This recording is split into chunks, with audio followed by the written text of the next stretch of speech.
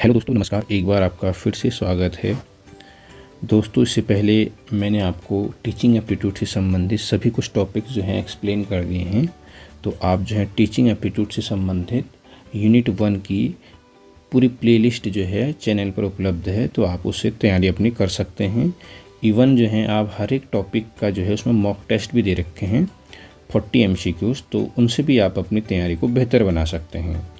इसी क्रम में दोस्तों हम आपके सामने लेके आए हैं प्रवक्ता परीक्षा प्री एग्जामिनेशन से संबंधित प्रवक्ता परीक्षा 2025 में जो होने वाली है उससे संबंधित पूरा जो है प्रैक्टिस सेट लेके आए हैं। तो अगर आप चैनल में नए हैं तो चैनल को सब्सक्राइब कीजिएगा, दोस्तों में शेयर कीजिएगा और लाइक करना न भूलिएगा। तो दोस्तों आइए शुरुआत करते हैं। आज है पहला प्रैक्टिस सेट नंबर 1। तो सबसे पहले हम बात करेंगे टीचिंग एप्टीट्यूड से संबंधित इम्पोर्टेंट 40 क्वेश्चंस की। तो दोस्तों पहला क्वेश्चन है, भारत में उच्चतर शिक्षा की प्रारंभिक काल में अधिकांशतः किन विषयों पर ध्यान दिया जाता था? कृषि पर, चिकित्सा पर, कला पर या विधि पर? तो दोस्तों याद रखिएगा, प्रारंभिक काल में उच्चतर शिक्षा के कला पर अधिक ध्यान दिया जाता था। नेक्स्ट क्वेश्चन है, अकादमिक निष्ठा के संवर्धन UGC अधिनियम 2018 के अनुसार संस्थानिक अकादमिक निष्ठा पैनल में कितने सदस्य होंगे? 2 सदस्य होंगे, 3, 4 या 5? तो दोस्तों याद रखिएगा 4 सदस्य होते हैं इसमें। क्वेश्चन नंबर 3 है, उच्च शिक्षा में अनुदेशन के माध्यम के संबंध में राधाकृष्णन आयोग ने निम्नलिखित में से कौन सी अनुशंसाएं की थी? तो पहला है, उच्च शिक्षा का माध्यम क्षेत्रीय भाषाएं होनी चाहिए। तो बिल्कुल उन्होंने कहा था उच्च शिक्षा का माध्यम क्षेत्रीय भाषा होनी चाहिए। संघीय भाषाओं में वैज्ञानिक और तकनीकी शब्दावली तैयार करने के लिए तत्काल कदम उठाए जाने चाहिए। ये बात भी उन्होंने कही थी कि जो संघीय भाषाएं हैं उनमें वैज्ञानिक और तकनीकी जो शब्दावली है वो तैयार की जानी चाहिए, उसके लिए कदम उठाने चाहिए। तीसरा है, सभी संघीय भाषाओं को अनिवार्य रूप से देवनागरी में लिखा जाना चाहिए। तो ये भी उन्होंने कहा था कि जितनी भी संघीय भाषाएं हैं उनको किस में लिखी जानी चाहिए? देवनागरिक में लिखी जानी चाहिए। चौथा है, अंतर्राष्ट्रीय व वैज्ञानिक शब्दावली के शब्दों का परिहार किया जाना। तो ऐसी परिहार करने की बात तो उन्होंने कही नहीं थी, तो डी ऑप्शन नहीं हो सकता है। भारत में उच्च शिक्षा के क्षेत्र में अंग्रेजी को तत्काल बहिष्कृत कर देना चाहिए, ये बात भी उन्होंने नहीं बोली थी। तो ऑप्शन नंबर यहाँ पर देखिएगा ABC, यानी कि आपका पहला ऑप्शन यहाँ पर राइट होगा। तो दोस्तों राधाकृष्णन आयोग ने जो है इसके अलावा 3000 से अधिक जो है विश्वविद्यालयों में जो है 3000 जो है छात्रों की संख्या बताई थी, और जो महाविद्यालय हैं उसमें जो है अधिकतम जो छात्र विद्यार्थी होने चाहिए थे वो 1500 की बताई थी। और उच्च शिक्षा में जो है कार्य दिवसों की संख्या जो है साल भर में 180 दिन बताई थी। तो ये भी याद रखिएगा इन 3 पॉइंट्स के साथ साथ। क्वेश्चन नंबर 4 है, राजा राम मोहन रॉय ने निम्नलिखित में से किसकी स्थापना की थी? आगरा में हिंदू कॉलेज, कोलकाता में हिंदू कॉलेज की, बनारस में बनारस संस्कृत कॉलेज की, या सेरमपुर में सेरमपुर कॉलेज की? तो दोस्तों याद रखिएगा राजा राम मोहन राय ने जो है हिंदू कॉलेज, कोलकाता में हिंदू कॉलेज की जो है स्थापना की थी। और 1800, ये भी याद रखिएगा 1817 में इन्होंने की थी। 1817 में जो है ये स्थापना इन्होंने की थी। और अब इसको जो है हिंदू कॉलेज को प्रेसिडेंसी विश्वविद्यालय के नाम से जाना जाता है, जो कि कोलकाता में स्थित है। दोस्तों नेक्स्ट क्वेश्चन है, UGC की स्थापना की सिफारिश की गई किसके आधार पर की गई थी? UGC की स्थापना विश्वविद्यालय शिक्षा आयोग, उच्च शिक्षा आयोग, शिक्षा मंत्रालय या योजना आयोग? तो दोस्तों याद रखिएगा जो UGC की स्थापना है वो विश्वविद्यालय शिक्षा आयोग यानी कि राधाकृष्णन जो है आयोग की सिफारिशों के आधार पर की गई थी। और ये कब की गई थी इसकी ये भी याद रखिएगा 1953 में की गई थी। कब की गई थी? 1953 में की गई थी। और ये अस्तित्व में आया था 1956 को। संसद की जो है उसमें पारित जब हुआ था, गठन इसका वैधानिक गठन हम कह सकते हैं 1956 में इसका हुआ था। 1956 में जो है इसका वैधानिक गठन हुआ था। तो इसकी डेट भी याद रखिएगा 28 दिसंबर है। 28 दिसंबर जो है इसका 1953 में इसका जो है स्थापना हुई थी। 28 दिसंबर 1953 याद रखिएगा। और संसद में जो है वैधानिक गठन इसका जो था संसद के द्वारा 1956 में हुआ था। हालांकि आयोग पिछली बार जब क्वेश्चन आया था तो आयोग ने जो है क्वेश्चन जो है 1953 ही शायद माना हुआ है, तो आप चेक कीजिएगा। दोस्तों क्वेश्चन नंबर 6 है, मुक्त विश्वविद्यालयों के कालक्रम के अनुसार इनको क्रमबद्ध कीजिए। पहला कर्नाटक राज्य मुक्त विश्वविद्यालय, दूसरा नेताजी सुभाष चंद्र मुक्त विश्वविद्यालय, उत्तर प्रदेश राजश्री टंडन मुक्त विश्वविद्यालय, या मध्य प्रदेश भूज मुक्त विश्वविद्यालय और नालंदा मुक्त विश्वविद्यालय। तो दोस्तों इसमें आपको डेट याद होनी चाहिए। जो नालंदा मुक्त विश्वविद्यालय है वो 1987 में बना हुआ था, 1987 में। मध्य प्रदेश जो है में भूज मुक्त विश्वविद्यालय है वो 1991 में बना हुआ था। कर्नाटक जो है वो बना था 1996 में बना हुआ था, कर्नाटक में मुक्त विश्वविद्यालय। और जो नेताजी सुभाष चंद्र बोस मुक्त विश्वविद्यालय है ये बना था 1997 में। ठीक है। उसके बाद उत्तर प्रदेश, अगर उत्तर प्रदेश की बात करें तो ये बना था राजश्री टंडन मुक्त विश्वविद्यालय 1999 में। तो इस तरह से सबसे पुराना कौन आ जाएगा आपका कालक्रम के अनुसार से, सबसे पहले ई आ जाएगा। तो सबसे पुराना कौन है आपका, नालंदा मुक्त विश्वविद्यालय। उसके बाद 87 से आप किस में जाएंगे, 91 में आएंगे, इनकी डी हो जाएगा आपका। उसके बाद आप आएंगे 96 इनकी कर्नाटक वाले में आएंगे, ए हो जाएगा। उसके बाद नेताजी सुभाष चंद्र जो है आपका मुक्त विश्वविद्यालय, ये आपका हो जाएगा, बी ऑप्शन आ जाएगा। और लास्ट में आपके आएंगे सी यानी कि राजश्री टंडन मुक्त विश्वविद्यालय उत्तर प्रदेश में। तो ऑप्शन हो जाएगा ई डी ए बी सी। तो देखिए कौन सा ऑप्शन है ये, तो ये ऑप्शन रहेगा आपका option number B, E D A B सी।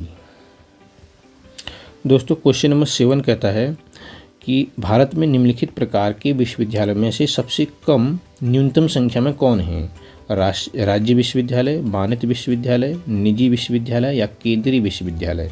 तो दोस्तों याद रखिएगा जो केंद्रीय विश्वविद्यालय हैं वो सबसे कम हैं। अभी 2023 के अनुसार जो हैं 54 जो हैं केंद्रीय विश्वविद्यालय हैं। केंद्रीय विश्वविद्यालय खोलने का भी सुझाव नेशनल नॉलेज कमीशन ने भी दिया था कि देश भर में लगभग 50 से अधिक जो हैं केंद्रीय विश्वविद्यालय खोले जाएँ। तो 2023 के अकॉर्डिंग अभी जो हैं 54 जो हैं केंद्रीय विश्वविद्यालय हैं आपके। और इसके अलावा जो है केंद्रीय विश्वविद्यालय के अलावा राज्य के भी होते हैं विश्वविद्यालय। तो अभी 2023 के अकॉर्डिंग जो राज्य विश्वविद्यालय हैं ये लगभग 1074 हैं। इसके अलावा निजी विश्वविद्यालय भी होते हैं और डीम्ड यूनिवर्सिटीज़ भी होती हैं। दोस्तों क्वेश्चन नंबर 8 है, प्रथम भारतीय शिक्षा आयोग में निम्नलिखित था, क्या था? जो पहला भारतीय शिक्षा आयोग बना था उसमें क्या था, एक भाषा फॉर्मूला था या द्विभाषा फॉर्मूला था या त्रिभाषा फॉर्मूला था या चतुर्भाषा फॉर्मूला था? दोस्तों याद रखिए जो पहला भारतीय शिक्षा आयोग था उसमें त्रिभाषा फॉर्मूला था, यानी कि कोठारी आयोग ने ये दिया हुआ था। तो इसमें पहली भाषा क्या थी, मातृभाषा थी या क्षेत्रीय भाषा थी, याद रखिएगा। दूसरी भाषा हिंदी थी या फिर अंग्रेजी भी हो सकती है। और तीसरी भाषा ऐसी थी जो दूसरी भाषा में हिंदी इंग्लिश न हो, कोई आधुनिक भाषा हो। तो त्रिभाषी भाषा का जो फॉर्मूला था वो कोठारी आयोग ने दिया था। और ये भी याद रखिएगा कोठारी आयोग का गठन कब हुआ था, 14 जुलाई को हुआ था। ये 14 जुलाई 1964 को हुआ था। और इसने जो है अपनी जो रिपोर्ट दी थी ये दी थी 1966 में दी थी, याद रखिएगा 1966 में दी थी। और अगर इसकी भी डेट पूछता है कब इसने प्रस्तुत की थी तो याद रखिएगा 29 जून को इसने प्रस्तुत की थी अपनी रिपोर्ट। तो ये पूरा डिटेल मैंने आपको बता रखा है वीडियोज़ में, तो आप देखिएगा प्लेलिस्ट में अलग से प्लेलिस्ट भी बना रखी है और शॉर्ट्स भी बना रखे हैं। क्वेश्चन नंबर 9 है, देश में कितने विश्वविद्यालय यूजीसी केयर विश्वविद्यालय के रूप में संदर्भित किए गए हैं, 3, 4, 5 या 6? तो दोस्तों याद रखिएगा जो यूजीसी केयर विश्वविद्यालय हैं वो पूरे देश में कितने हैं, 4 हैं।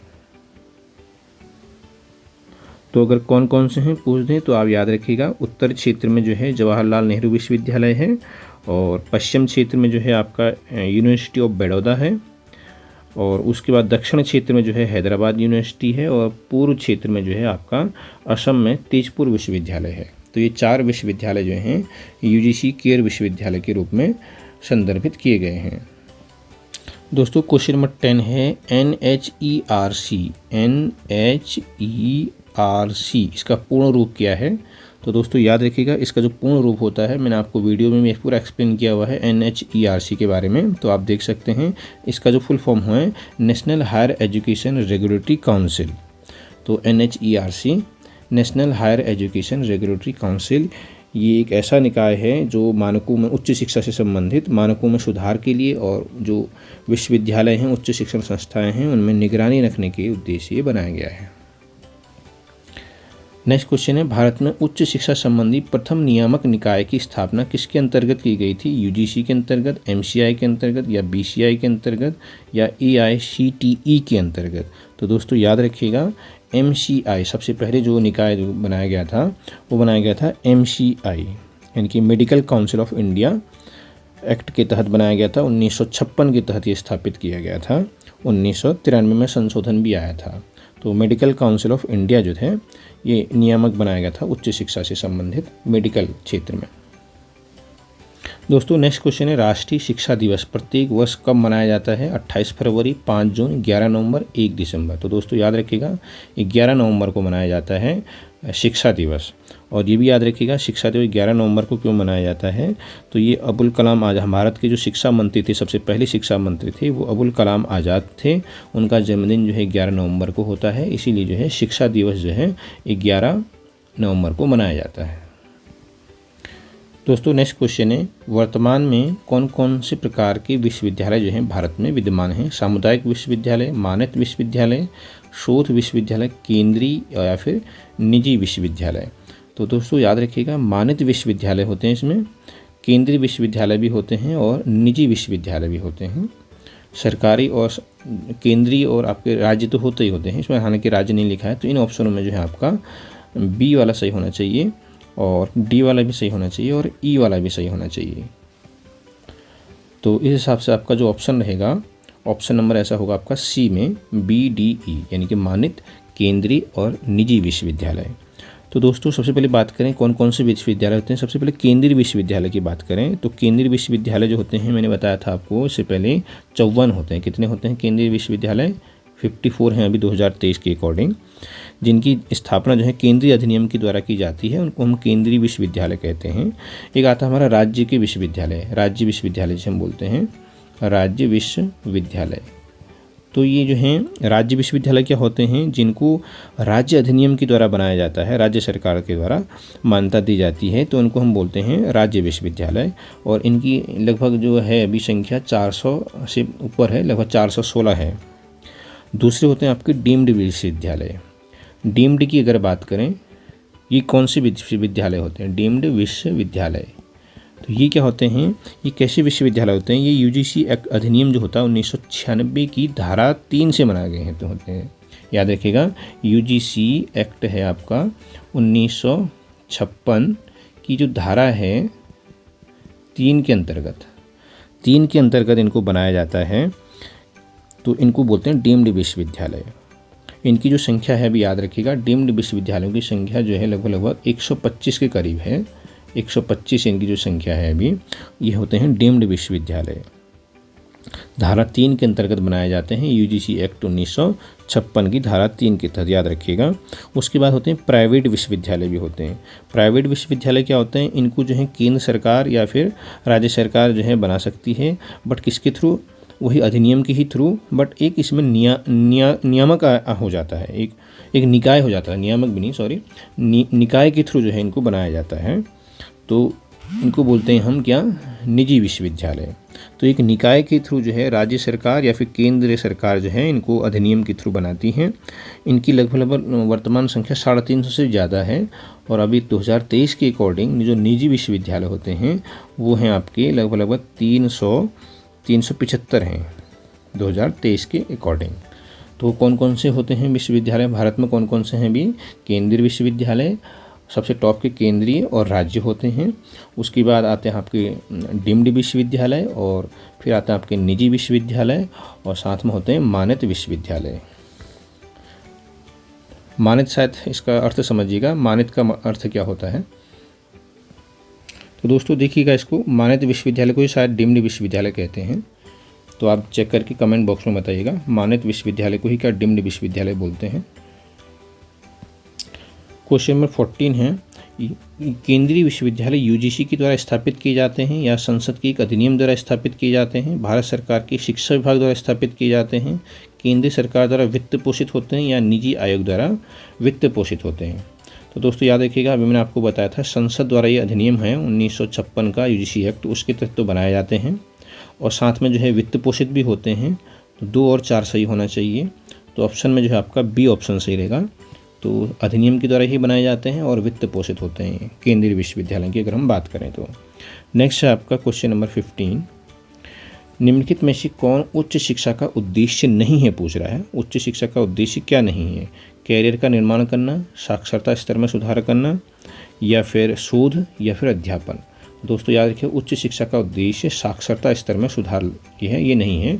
बाकी कैरियर का निर्माण करना भी उच्च शिक्षा का उद्देश्य होता है, शोध भी उद्देश्य होता है और अध्यापन तो होता ही होता है। तो इस हिसाब से आपका ऑप्शन नंबर बी हो जाएगा। नेक्स्ट हम बढ़ते हैं क्वेश्चन नंबर 16 में, राष्ट्रीय ज्ञान आयोग के मुख्य अधिदेश क्षेत्रों के सही सेट की पहचान कीजिए। तो दोस्तों मैंने आपको बता रखा है आप राष्ट्रीय ज्ञान आयोग के बारे में भी, जो है इसके क्षेत्र कौन कौन से हैं।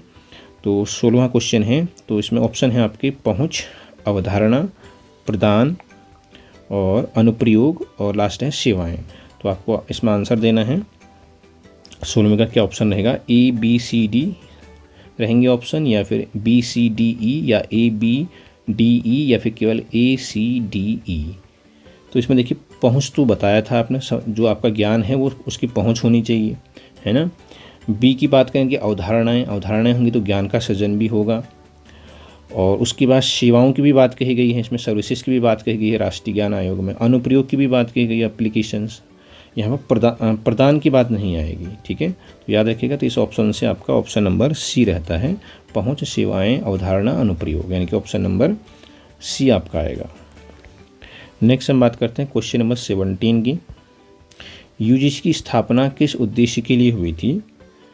देश में उच्च शिक्षा में अनुसंधान और नव प्रवर्तनों को बढ़ावा देने के लिए, या विश्वविद्यालय शिक्षा के मानकों का समन्वय, निर्धारण और देखभाल करने के लिए, देश में उच्च शिक्षा तक पहुंच बढ़ाने के लिए, या फिर विश्वविद्यालयों और कॉलेजों को अनुदान का वितरण करने के लिए, या फिर आपका है संघ तथा राज्य सरकारों और उच्च शिक्षा अधिनियम संस्थानों के बीच महत्वपूर्ण कड़ी के रूप में सेवा प्रदान करने के लिए। तो इसमें ऑप्शन है आपका ए सी ई। तो देखिएगा इसमें ऑप्शन को, आप क्वेश्चन को पढ़िएगा दोबारा। पहला ऑप्शन क्या कह रहा है? पहला ऑप्शन क्या कह रहा है इसमें? देश में उच्च शिक्षा में अनुसंधान और नव प्रवर्तनों को बढ़ावा देना। तो यूजीसी की स्थापना का उद्देश्य पूछ रहा है। तो यूजीसी की स्थापना जो थी विश्वविद्यालय शिक्षा के मानकों का समन्वय और निर्धारण और देखभाल, इस उद्देश्य से हुई थी। तो ये बी ऑप्शन हो सकता है आपका एक। तीसरा है देखो, देश में उच्च शिक्षा तक पहुंच बढ़ाना, तो ये तो इसका उद्देश्य नहीं हो सकता है। कि स्थापना क्या है, ध्यान दीजिए क्वेश्चन, स्थापना किस उद्देश्य की गई थी? तो निर्धारण, देखभाल और समन्वय हो सकता है। डी में ऑप्शन में क्या करें, विश्वविद्यालयों और कॉलेजों को अनुदान का वितरण करना, हाँ ये होगा बिल्कुल 100%। तो विश्वविद्यालय यूजीसी की स्थापना इसीलिए की गई थी कि जो कॉलेज हैं देश भर में या विश्वविद्यालय जो भी विश्वविद्यालय हैं उनको क्या करना, अनुदान प्रदान करना, केंद्रीय हों चाहे फिर राज्य वाले हों। उसके बाद ई ऑप्शन में क्या कह रहा है, संघ तथा राज्य सरकारों और उच्च शिक्षा अधिगम संस्थाओं के बीच महत्वपूर्ण कड़ी के रूप में सेवा प्रदान करना। तो ये भी बिल्कुल होगा बिल्कुल सही। तो इसके ऑप्शन के हिसाब से बी डी ई, तो देखते हैं बी डी ई जो होगा आपका डी ऑप्शन होगा। तो याद रखिएगा, तो इस तरह से इसमें क्वेश्चंस पूछे जाते हैं। स्थापना का उद्देश्य पूछ रहा है, तो स्थापना का उद्देश्य, किस स्थापना के उद्देश्य के लिए की गई थी इसको? विश्वविद्यालय जो शिक्षा है उनमें मानकों का निर्धारण करना, उनकी देखभाल करना, मेन चीज़ें मानकों का निर्धारण करना, समन्वय करना, विश्वविद्यालयों को जो है अनुदान देना, और संघ और राज्य जो है उनके बीच जो है एक महत्वपूर्ण कड़ी के रूप में जो है काम करना। क्वेश्चन नंबर 18 है, ऐसा देश जहां उच्च शिक्षण संस्थाएं जो हैं सर्वाधिक संख्या में हैं। तो याद रखिएगा, जो उच्च शिक्षण संस्थाएं हैं वो सबसे ज़्यादा भारत में ही हैं। क्वेश्चन नंबर 19 है दोस्तों, NIRF का पूर्ण रूप क्या है? तो दोस्तों याद रखिएगा, NIRF का जो पूर्ण रूप है नेशनल इंस्टीट्यूशनल रैंकिंग फ्रेमवर्क है। इंपॉर्टेंट क्वेश्चन है, नेशनल इंस्टीट्यूशनल रैंकिंग फ्रेमवर्क, यानी कि राष्ट्रीय संस्थागत रैंकिंग फ्रेमवर्क, इसकी स्थापना याद रखिएगा, इसकी जो स्थापना हुई थी 29 सितंबर, कब हुई थी? 29 सितंबर 2015 को हुई थी। मानव संसाधन विकास मंत्रालय द्वारा ये अनुमोदित है। उस वक्त जो है मानव संसाधन विकास मंत्रालय ही था, अब जो है इसको शिक्षा मंत्रालय बोलते हैं। तो इसका काम क्या है? जो देश भर की उच्च शिक्षण संस्थाएं हैं उनको रैंकिंग प्रदान करना इसका कार्य रहता है। तो याद रखिएगा NIRF इम्पोर्टेंट है, रैंकिंग प्रोवाइड करता है उच्च शिक्षण संस्थाओं को भारत में, और इसकी स्थापना हुई थी 29 सितंबर 2015 को हुई थी। क्वेश्चन नंबर 20 है, रूसा यानी कि उच्चतर राष्ट्रीय उच्चतर शिक्षा अभियान का लक्ष्य उच्च शिक्षा प्रणाली में क्या हासिल करना था? समानता, पहुंच, या 50% GER, या फिर उत्कृष्टता? इसमें बताना है आपको। तो समानता तो था ही, पहुंच भी था और उत्कृष्टता भी था। ठीक है, तो याद रखिएगा ऑप्शन नंबर C रहेगा, समानता, पहुंच और उत्कृष्टता। तो इसके उद्देश्य थी, यानी कि उद्देश्य क्या क्या थे रूसा के? इसको 2013 में स्थापित किया गया था, अभी याद रखिएगा 2013 में जो है इसको स्थापित किया गया था। जो उच्च शिक्षा है उनमें गुणवत्ता सुधार लाना इसका मुख्य उद्देश्य था। साथ में परीक्षा प्रणाली में भी सुधार सुनिश्चित करना इसका महत्वपूर्ण उद्देश्य था। अनुसंधान और नवाचार के क्षेत्र में भी जो है, और साथ में जो है पर्यावरण के क्षेत्र में भी इसने महत्वपूर्ण सिफारिशें जो है उच्च शिक्षा के लिए बताई थी। क्वेश्चन नंबर 21 है, पुरातन काल में नालंदा विश्वविद्यालय में निम्नलिखित में से कौन सी प्रवेश विधि वहाँ पर प्रभावी थी? प्रवेश परीक्षा, साक्षात्कार, या उत्तम शैक्षणिक जो है पूर्वत, या फिर समकक्षी परिचर्चा? तो दोस्तों याद रखिएगा वहाँ पर प्रवेश परीक्षा होती थी, क्योंकि बहुत जाना माना जो था ये विश्वविद्यालय था, नालंदा विश्वविद्यालय। याद रखिएगा ये बिहार में पटना में स्थित है। यहाँ चीनी यात्री जो है फाहियान वहिंसान भी यहाँ पर इसमें वर्णन मिलता है यहाँ पर इनका। तो यहाँ पर जो थी प्रवेश परीक्षा होती थी। हालांकि इसमें प्रवेश परीक्षा तो होती थी, बट छात्रों को जो है भोजन, निवास, रहने के लिए बाकी चीज़ें जो थी, फीस वगैरह बिल्कुल मुफ्त थी, कोई शुल्क नहीं देना पड़ता था। दोस्तों क्वेश्चन नंबर 22 है, नीचे दी गई सूची, कुछ यहाँ पर कुछ सूची दी गई है 1 to 5 या 4। तो उन कारकों की इसमें से पहचान करनी है, उन ऑप्शन में से आपको पहचान करनी है जो किसी संस्था में सकारात्मक अधिगम परिवेश, याद रखिएगा सकारात्मक अधिगम परिवेश के संबंध में शिक्षण को प्रभावित करते हैं। तो पहला ऑप्शन है, जिस सीमा तक शिक्षक स्पष्ट प्रस्तुति देता है। तो ऐसा तो हो नहीं सकता है ना, सकारात्मक अधिगम परिवेश अगर आप बनाना है किसी संस्था में तो ये ऑप्शन नहीं हो सकता है। कक्षा के साथ साथ संस्था में विचारों को साझा करना और खुली चर्चा हेतु संभावनाएं, तो ये हो सकता है दोस्तों। तीसरा क्या है, छात्रों के प्रश्नों का उत्तर देने के क्रम में प्रदर्शित होने वाली विषय सामग्री पर शिक्षण की निपुणता, तो ऐसा तो हो नहीं सकता है। इससे भी जो है सकारात्मक अधिगम जो है परिवेश उत्पन्न होने की ऐसी संभावना नहीं है। चौथा है, संस्था अथवा कक्षा में सकारात्मक प्रबलन का बार बार उपयोग किया जाना। हाँ, मोटिवेशन यानी प्रबलन दिया जाना चाहिए, तो ये ऑप्शन हो सकता है आपका। पांचवा क्या कह रहा है, शिक्षक तथा उसके मार्गदर्शन की उपलब्धता, तो ये उतना इम्पोर्टेंट फैक्टर नहीं है। तो यहाँ पर आपका दूसरा बैठ रहा है और चौथा बैठ रहा है। ठीक है, यानी कि कक्षा में अगर हम क्या करें, विचारों को साझा करें, खुली चर्चा करें, या फिर हम सकारात्मक जो है पॉजिटिव मोटिवेशन बार बार दें, तो इससे क्या होगा, जो संस्था है या कक्षा जो है उसमें सकारात्मक अधिगम जो है का निर्माण हो सकता है। तो ये बात कर रहा है। तो इसमें आपका रहेगा ऑप्शन नंबर 2 और 4 कहाँ पर है, डी में है ऑप्शन, तो आपका डी ऑप्शन सही रहेगा। दोस्तों क्वेश्चन नंबर 23 है, 2 कथन दिए गए हैं। दोस्तों इस तरह के क्वेश्चन भी आते हैं कथन वाले। तो कथन 1 में क्या कह रहा है, प्रभावी होने के लिए शिक्षण एवं परीक्षण दोनों साथ साथ चलने चाहिए। दूसरा कथन क्या कह रहा है, प्रतिपुष्टि निर्माणात्मक।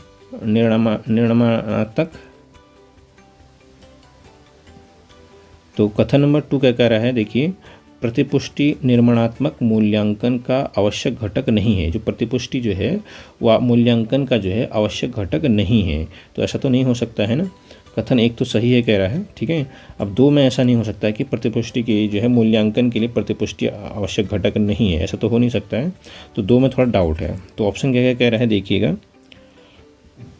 कथन 1 और 2 दोनों सही हैं, कथन 1 और 2 दोनों गलत हैं, सही नहीं है कहने का मतलब है। कथन 1 सही है किंतु कथन 2 सही नहीं है। हाँ, ये हो सकता है दोस्तों, कथन 1 सही नहीं है, तो कथन 1 तो सही है बिल्कुल, है ना। तो ऑप्शन नंबर यहाँ पर सी होना चाहिए। कथन 1 यानी कि आपका कथन 1 क्या है, प्रभावी होने के लिए शिक्षण एवं प्रशिक्षण दोनों साथ साथ चलने चाहिए। तो दोस्तों यहाँ पर थोड़ा टाइपिंग मिस्टेक मुझे लग रही है, यहाँ पर प्रभावी शिक्षण होगा, क्या होगा यहाँ पर, प्रभावी शिक्षण होगा, यहाँ पर याद रखिएगा। प्रभावी शिक्षण के लिए होने के लिए नहीं, प्रभावी शिक्षण के लिए शिक्षण और प्रशिक्षण दोनों साथ साथ चलने चाहिए। तो ऑप्शन नंबर 1, कथन नंबर 1 आपका सही है। और कथन नंबर 2 क्या कह रहा है, प्रतिपुष्टि यानी कि फीडबैक जो है मूल्यांकन का आवश्यक घटक नहीं होता है। तो दोस्तों ऐसा नहीं हो सकता है, घटक जो है आपका प्रतिपुष्टि भी होनी चाहिए, क्योंकि प्रभावी शिक्षण के लिए आपको क्या है, शिक्षण और प्रशिक्षण तो साथ साथ आवश्यक है ही, ठीक है। बट यहाँ पर उसका क्या कहते हैं, प्रभावी अगर शिक्षण है तो आपको आकलन भी करना पड़ेगा साथ साथ, तो प्रतिपुष्टि भी लेनी पड़ेगी। तो ऑप्शन ये कथन नंबर 2 जो है गलत है, क्योंकि कथन नंबर 2 में क्या लिखा है आपने, नहीं लिखा हुआ, याद रखिए यहाँ पर क्या है, नहीं वर्ड लिखा हुआ है। अगर लिखा होता प्रतिपुष्टि जो है मूल्यांकन का आवश्यक घटक है, तो कथन 1 भी और कथन 2 भी सही हो जाता है, ठीक है। तो यहाँ पर नहीं वर्ड याद रखिएगा, नहीं भी लिखा हुआ कथन के साथ साथ। दोस्तों नेक्स्ट क्वेश्चन है, शिक्षण अधिगम उद्देश्यों के संज्ञानात्मक क्षेत्र में निम्नलिखित में से किसी अधिगम परिणामों के उच्चतर प्रकार के रूप में वर्गीकृत किया जाता है। पहला है ज्ञान और अवबोध, दूसरा है अवधारणात्मक तत्वों का विश्लेषण, तीसरा है अर्जित ज्ञान और कौशल का अनुप्रयोग, चौथा है संश्लेषण जिसमें विचारों की सृजनात्मक व्यवस्था हो, और पांचवा है मूल्यांकन जिसमें आंतरिक और बाह्य मानकों के अनुप्रयोगों द्वारा निर्णय लिया गया हो। तो इन 5 ऑप्शन में से आपको बताना है कि जो अधिगम जो परिणाम हैं उनमें उच्चतम स्तर पर कौन कौन से इसमें आते हैं। तो दोस्तों इस क्वेश्चन को समझने के लिए आपको जो है ब्लूम के जो है संज्ञानात्मक क्षेत्र को पढ़ना होगा। तो देखिए मैंने यहाँ पर लिखे हुए हैं ब्लूम के ये 6 जो हैं आपके क्षेत्र हैं, संज्ञानात्मक क्षेत्र, जिसमें पहला आता है आपका ज्ञान, दूसरा बोध, तीसरा उपयोग, चौथा आता है विश्लेषण, पांचवा होता है संश्लेषण और छठा लास्ट होता है मूल्यांकन। तो क्वेश्चन क्या कह रहा है, उच्चतम प्रकार के रूप में वर्णित किया गया है। तो ये जो होते हैं स्टार्टिंग के जो होते हैं ये निम्नतम प्रकार के होते हैं। ये क्या होते हैं, निम्नतम प्रकार के होते हैं, निम्नतम प्रकार के होते हैं। और जो अंत के होते हैं ये क्या होते हैं, उच्चतम प्रकार के होते हैं, उच्चतर प्रकार के होते हैं। तो दो यहाँ पर संज्ञानात्मक क्षेत्र के 2 भाग होते हैं, निम्नतम क्षेत्र और उच्चतम क्षेत्र। तो आप यहाँ से लगा सकते हैं अनुमान। तो देखिए विश्लेषण, संश्लेषण और मूल्यांकन, तो यही क्वेश्चन पूछा है उच्चतर प्रकार के रूप में वर्गीकृत किया जाएगा। किसको किया जाएगा, विश्लेषण। तो विश्लेषण कहाँ है देखिएगा, बी में ऑप्शन है, यानी कि बी ऑप्शन रहेगा आपका।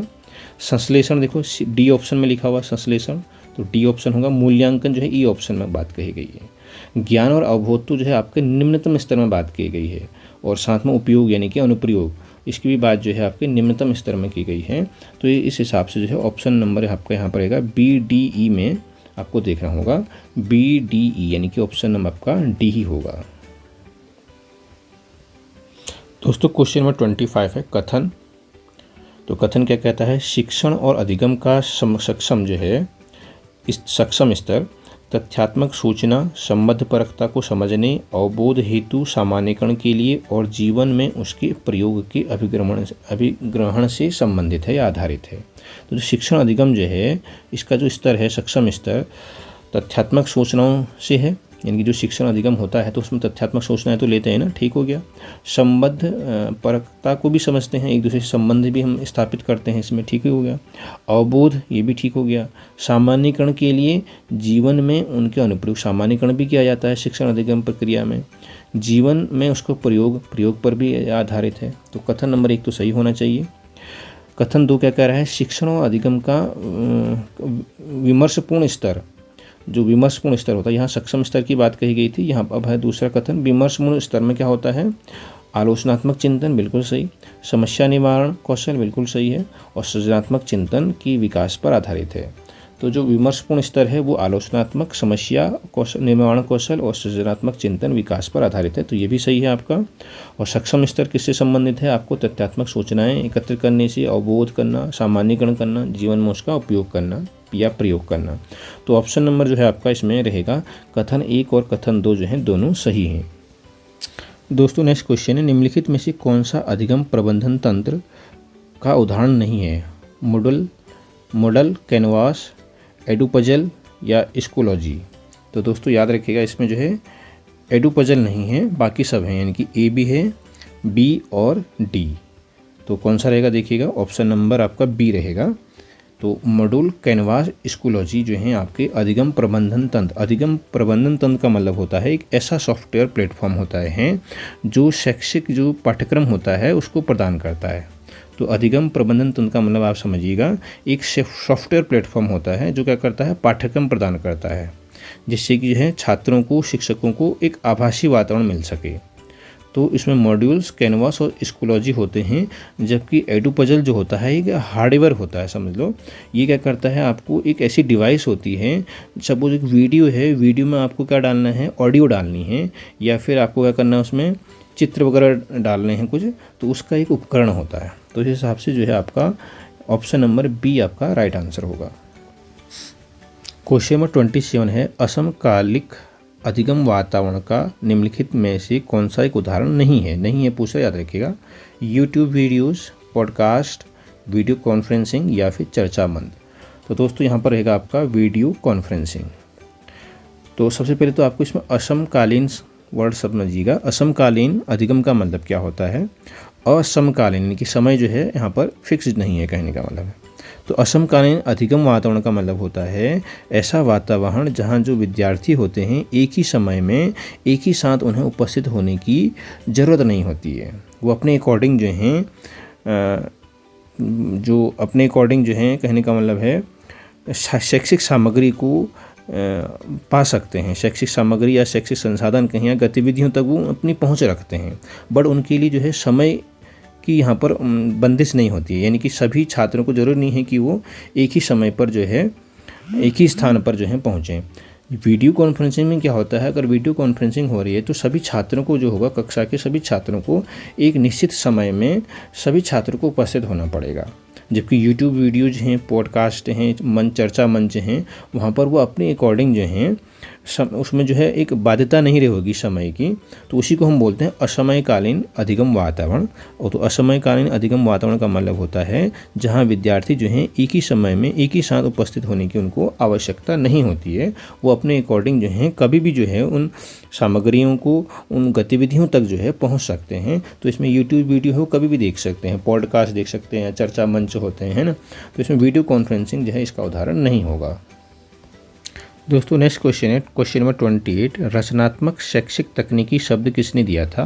ब्लूम ने, बीएस ब्लूम ने, रॉबर्ट ई कॉक्स ने, सिल्वरमैन ने या ई हाइडन ने या फिर सिल्वरमैन ने। तो याद रखिएगा इसको सिल्वरमैन ने दिया था। रचनात्मक शैक्षिक तकनीकी शब्द जो था सिल्वरमैन ने दिया था। नेक्स्ट क्वेश्चन है 29, स्वयं प्लेटफॉर्म पर उपलब्ध पाठ्यक्रम में क्या होता है? जो स्वयं प्लेटफॉर्म बना रखा है भारत सरकार ने, जिसमें कि बहुत सारी आपकी जो है पाठ्यक्रम सामग्री उपलब्ध है, तो उसमें उस पाठ्यक्रम में क्या होता है, कह रहा है वीडियो व्याख्यान होता है या स्वमूल्यांकन परीक्षण होता है या सभी अभिगमकर्ताओं के लिए क्रेडिट अंतरण होता है या ऑफलाइन चर्चा मंच होता है या अन्य रूप से तैयार की गई पठन सामग्री होती है। तो पहला वीडियो व्याख्यान। तो वीडियो व्याख्यान जो है स्वयं जो प्लेटफॉर्म है उसमें वीडियो व्याख्यान भी होता है, साथ में स्वमूल्यांकन परीक्षण भी होता है, सभी अधिगमकर्ताओं के लिए क्रेडिट अंतरण ये नहीं होता उसमें। ऑफलाइन चर्चा, ऑफलाइन तो होती नहीं, ऑनलाइन है वैसे भी वो। अब क्या गया, अन्य रूप से तैयार की गई पठन सामग्री, वीडियो के अलावा जो है और अन्य सामग्री जो है इसमें उपलब्ध रहती है। तो इसमें ए ऑप्शन, बी ऑप्शन और ई ऑप्शन भी रहेगा आपका। तो इस हिसाब से option number B is right. Next question है दोस्तों, TLC का पूर्ण रूप क्या है? तो दोस्तों याद रखिएगा TLC का जो पूर्ण रूप होता है total literacy campaign, total literacy campaign होता है। नेक्स्ट है आपका राष्ट्रीय शैक्षिक नियोजन और प्रशासन संस्थान, नेइपा। याद रखिए नेइपा का फुल फॉर्म भी पूछता है, राष्ट्रीय शैक्षिक नियोजन और प्रशासन संस्थान। तो तो दोस्तों इसका जो संस्थान जो है ये कहाँ स्थित है, आपका नई दिल्ली में स्थापित है। ये 1962 में जो है ये इसकी स्थापना हुई थी। नेक्स्ट क्वेश्चन है, निम्नलिखित में से कौन सा पर्यवेक्षण की प्रविधियों के बारे में सही है? कार्यशाला, प्रदर्शन, सम्मेलन या उपरोक्त सभी? तो दोस्तों याद रखिएगा, यहाँ पर पर्यवेक्षण की जो प्रविधियाँ होती हैं तो उसके लिए आपको कार्यशाला भी लगानी पड़ती है, सम्मेलन भी होता है और प्रदर्शन भी होता है, तो यानी कि उपरोक्त सभी इसका आंसर हो जाएगा। क्वेश्चन नंबर 33 है, स्कूल का प्रधानाचार्य अगले 5 वर्षों में किए जाने वाले क्रियाकलापों एवं कार्यक्रमों के लक्ष्यों को निर्धारित करता है। तो यह किसका उदाहरण है? तो दोस्तों यह किसका उदाहरण है, याद रखिएगा। इस तरह के उदाहरण को हम दोस्तों कहते हैं परिप्रेक्ष्यगत नियोजन बोलते हैं। तो दोस्तों याद रखिएगा, परिप्रेक्ष्यगत नियोजन में क्या होता है कि जो स्कूल का प्रधानाचार्य होता है वो अगले 5 वर्षों के लिए अपने लक्ष्यों को, अपने कार्यक्रम को या क्रियाकलापों को जो है निर्धारित करता है। इस तरह के हम उदाहरण को हम बोलते हैं परिप्रेक्ष्यगत नियोजन बोलते हैं। नेक्स्ट क्वेश्चन है, नेतृत्व के हाल के प्रतिमान किस पर ध्यान केंद्रित करते हैं? तो दोस्तों याद रखिएगा, जो नेतृत्व के हाल के में जो प्रतिमान बने हैं वो किस पर ध्यान केंद्रित करते हैं? वो कहते हैं कि उपयुक्त क्या होनी चाहिए, शैली होनी चाहिए, साथ साथ स्थिति पर कारक भी होनी चाहिए। तो ये जो प्रतिमान हैं हाल ही में जो हैं ये नेतृत्व के प्रतिमान हैं, ध्यान रखें। किसके प्रतिमान हैं? ये नेतृत्व के प्रतिमान हैं जो ध्यान केंद्रित करते हैं किस पर? उपयुक्त शैलियों पर भी और स्थिति पर कारक पर भी। नेक्स्ट क्वेश्चन है, कौन सा संप्रत्यय सतत शिक्षा की अधिक निकट है? औपचारिक, अनुपूरक, प्रौढ़ शिक्षा या जीवन पर्यंत शिक्षा? तो संप्रत्यय जो है वो शिक्षा के अधिक निकट है, वो है जीवन पर्यंत शिक्षा ही जो है संप्रत्यय जो है इस तरह का वो सतत शिक्षा के निकट, अधिक निकट रहता है, याद रखिएगा। क्वेश्चन नंबर 36 है, शिक्षण अधिगम व्यवस्था का संप्रत्यय किसने दिया था? जो शिक्षण अधिगम व्यवस्था है उसका संप्रत्यय किसने दिया था? याद रखिएगा, I.K. डेविस ने दिया था इसको। किसने दिया था? I.K. डेविस ने दिया था। नेक्स्ट क्वेश्चन है, शिक्षण प्रतिमान नहीं देते हैं, नहीं वर्ड है, याद रखिएगा। संप्रत्यात्मक रूपरेखा नहीं देते हैं, अनुदेशनात्मक प्रारूप नहीं देते हैं, या शिक्षण के सिद्धांत नहीं देते हैं, या शिक्षण अभ्यास नहीं देते हैं। तो शिक्षण अभ्यास नहीं देते हैं, बाकी जो शिक्षण के प्रतिमान होते हैं वो सभी कुछ देते हैं, अनुदेशात्मक प्रारूप भी देते हैं, सिद्धांत भी देते हैं और संप्रत्यात्मक रूपरेखा भी देते हैं। दोस्तों नेक्स्ट क्वेश्चन है, निम्नलिखित में से किसके द्वारा रटना सीखने की बजाय अवधारणाओं की आलोचनात्मक समझ पर किसने बल दिया था? माध्यमिक शिक्षा आयोग ने, कोठारी आयोग ने, राष्ट्रीय ज्ञान आयोग ने या राष्ट्रीय शिक्षा नीति 1986 ने? तो दोस्तों याद रखिएगा, राष्ट्रीय ज्ञान आयोग ने जो है अवधारणाओं और आलोचनात्मक समझ में बल दिया था। जबकि अगर हम कोठारी आयोग की बात करें तो कोठारी आयोग का गठन याद रखिएगा 14 जुलाई 1964 को हुआ था। 14 जुलाई 1964 को हुआ था, याद रखिएगा। तो इसने जो था शिक्षा के सभी स्तरों पर, विकास पर भी और नीतियों पर भी जो है अपनी सिफारिश प्रस्तुत की थी। माध्यमिक शिक्षा आयोग 23 सितंबर, मुदालिर आयोग भी बोलते हैं, 23 सितंबर इसको गठन हुआ था 1952 को। माध्यमिक शिक्षा में सुधारों के उद्देश्य से ये बनाया गया था। और राष्ट्रीय शिक्षा नीति जो थी 1986, इसने जो था 10+2+3, हालांकि इसका जो है दिया था इसको कोठारी आयोग ने, बट इम्प्लीमेंट जो हुआ था ये राष्ट्रीय शिक्षा नीति 1986 से ही इम्प्लीमेंट हुआ था। नेक्स्ट क्वेश्चन है दोस्तों, भारतीय संविधान में शिक्षा सम्मिलित की गई है राज्य सूची में, केंद्र सूची में, समवर्ती सूची में या किसी भी सूची में नहीं? तो याद रखिएगा, शिक्षा जो है किस में है? समवर्ती सूची में है। तो दोस्तों 1976 में भी याद रखिएगा, 1976 में जो है 42वें संविधान संशोधन के द्वारा जो है ये शिक्षा को समवर्ती सूची में शामिल किया गया। दोस्तों क्वेश्चन नंबर 40 है, टीचिंग एप्टीट्यूड का अंतिम क्वेश्चन है। NCTE का संबंध किससे है? दूरस्थ शिक्षा से, प्रौढ़ शिक्षा से, अध्यापक शिक्षा से या उच्च शिक्षा से? तो दोस्तों ये आपको पता ही है, अध्यापक शिक्षा से जो है NCTE का संबंध है। तो NCTE का जो संबंध अध्यापक शिक्षा से है, तो इसमें याद रखना इसकी जो स्थापना हुई थी कब हुई थी? 17 अगस्त। कब हुई थी? 17 अगस्त 1995 को इसकी स्थापना हुई थी नई दिल्ली में। और अधिनियम था आपका 1993, NCTE एक्ट 1993 के अधीन जो है इसकी स्थापना हुई थी 1995 में, यानी कि 1995 में पूर्ण अस्तित्व में आया था। तो आज के लिए इतना ही दोस्तों। ये टीचिंग एप्टीट्यूड के इम्पोर्टेंट क्वेश्चंस थे। तो एक ही वीडियो में इतने सारे क्वेश्चन को कवर करना बहुत टफ है। तो नेक्स्ट वीडियो में हम लेके आएंगे नेक्स्ट 41 से आगे। तो आज के लिए इतना ही। अगर आपको वीडियो अच्छी लगी हो तो लाइक ज़रूर कीजिएगा, शेयर कीजिएगा अपने दोस्तों में, और चैनल को सब्सक्राइब करना न भूलिएगा। मिलते हैं नेक्स्ट वीडियो में आगे क्वेश्चन नंबर 41 से। Thank you very much.